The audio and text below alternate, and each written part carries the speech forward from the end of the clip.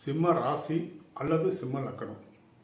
சிம்ம ராசியாக பிறந்திருந்தாலும் சரி அல்லது சிம்ம லக்கணமாக இருந்தாலும் சரி, ரெண்டும் கூடி இருந்தாலும் சரி, பாக்கியாதிபதி செவ்வாய் பகவான் பாக்கியத்தில் மேசத்தில் ஆட்சி பெற்றிருக்கணும்.